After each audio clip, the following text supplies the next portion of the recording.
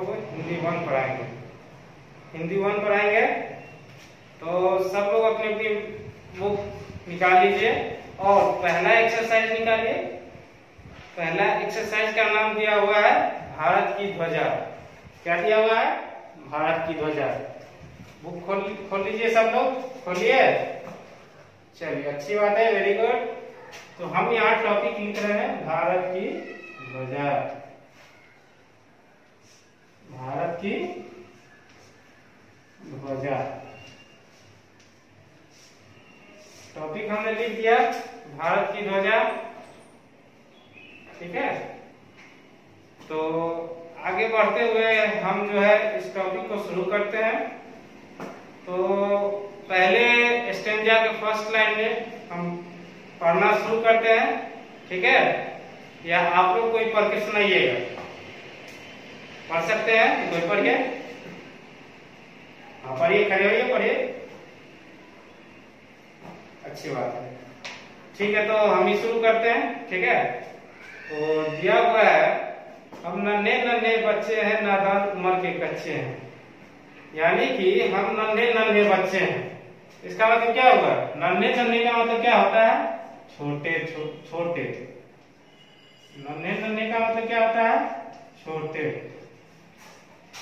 छोटे। यानी कि दिया हुआ है, हम नन्हे नन्हे बच्चे हैं, नादान उम्र के कच्चे हैं। तो नन्हे नन्हे का मतलब होता है यहाँ पर छोटे छोटे। यानी कि हम छोटे छोटे बच्चे हैं और नादान उम्र के हैं। ठीक है, पर अपनी धुन के सच्चे हैं। जननी की जय जय गाएंगे, भारत की ध्वजा उड़ाएंगे। यानी कि जननी की जय जय गाएंगे। यानी कि जननी का मतलब यहाँ पे क्या होता है? माता। क्या होता है? माता। आप लोग समझ रहे हैं बात को? बात समझ रहे हैं? चलिए, वेरी गुड। तो कह रहा है जननी की जय जय गाएंगे, भारत की ध्वजा उड़ाएंगे। यानी कि जननी का मतलब यहाँ पर हो गया माता, जैसे कि आप लोग देख रहे हैं। तो भारत की ध्वजा उड़ाएंगे, तो भारत की ध्वजा उड़ाएंगे। भारत की ध्वजा उड़ाएंगे का मतलब क्या होता है? ध्वजा का मतलब क्या होगा यहाँ? तिरंगा। क्या होगा? तिरंगा। तिरंगा तिरंगा। तो अब हम इस स्टेंजा को फिर से एक बार पूरा करते हुए इसका अर्थ हम आपको समझा रहे हैं। ठीक है, हम नन्हे नन्हे बच्चे हैं, नादान उम्र के कच्चे हैं, पर अपनी धुन के सच्चे हैं। जननी की जय जय गाएंगे, भारत की ध्वजा उड़ाएंगे। यानी कि हम छोटे छोटे बच्चे जो है, हम तो दिखने में तो छोटे हैं ही, लेकिन नादान उम्र के भी हैं। पर हमें वो धुन है जो हम कुछ करके दिखलाएंगे जननी की, यानी कि माँ इस जन्मभूमि की जय जय करेंगे और गाएंगे और भारत की ध्वजा उड़ाएंगे। यानी कि भारत का तिरंगा हम लहराएंगे। बात समझ रहे हैं?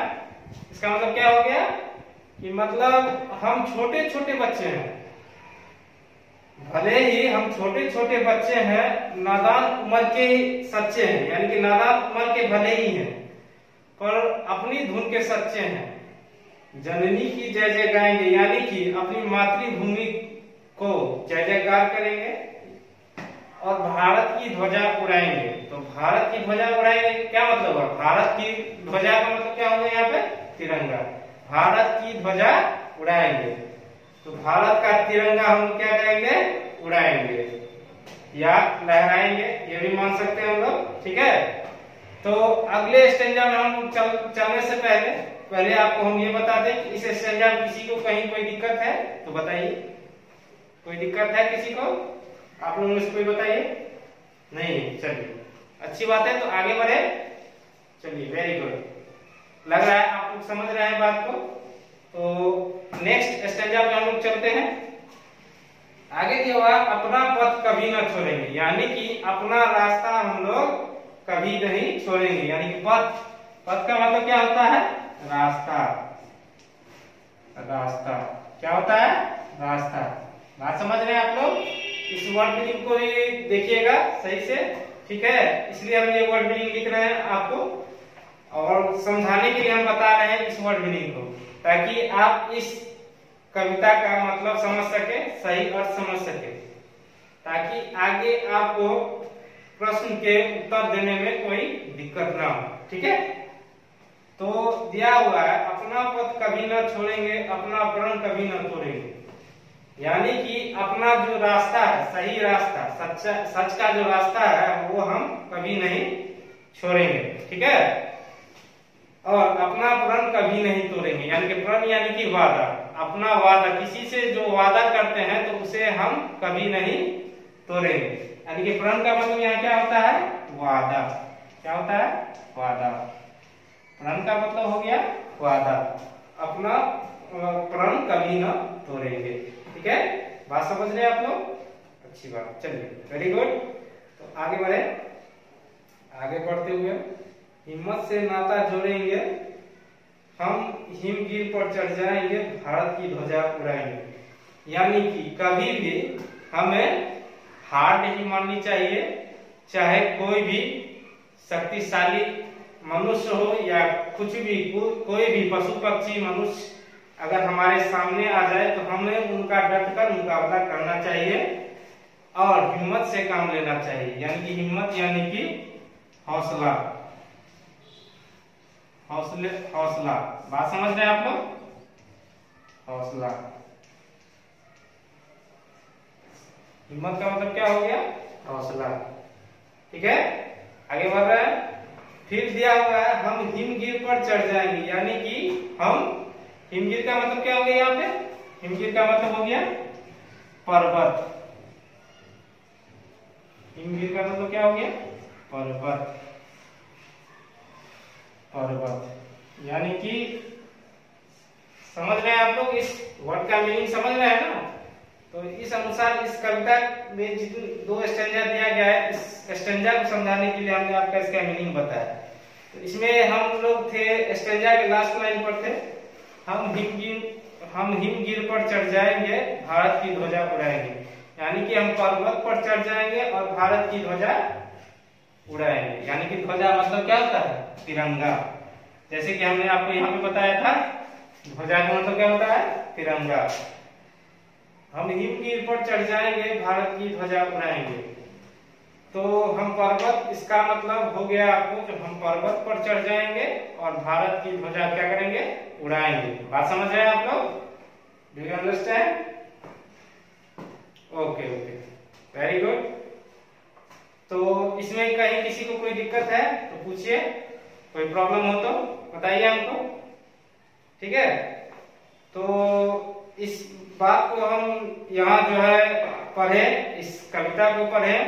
पहले लेसन में जो कविता आपका दिया हुआ था उसको हम पढ़े।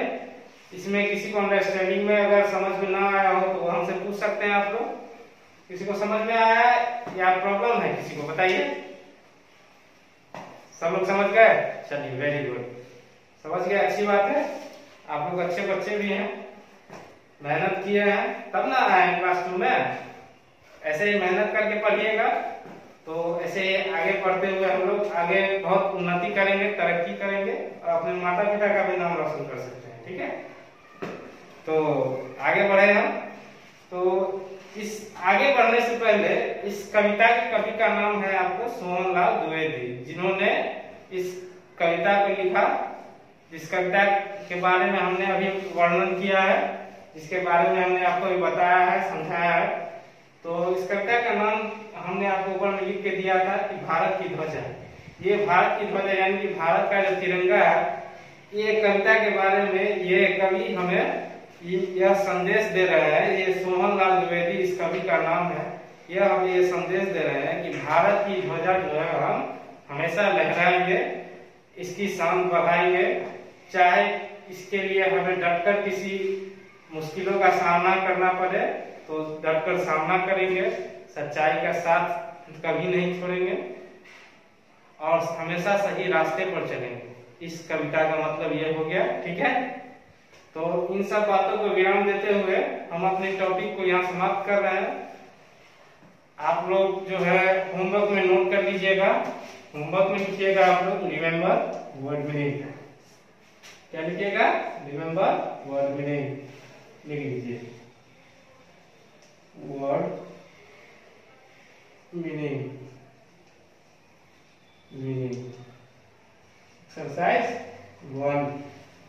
ठीक है, आप लोग समझ गए? कहीं किसी को कोई दिक्कत? चलिए, वेरी गुड।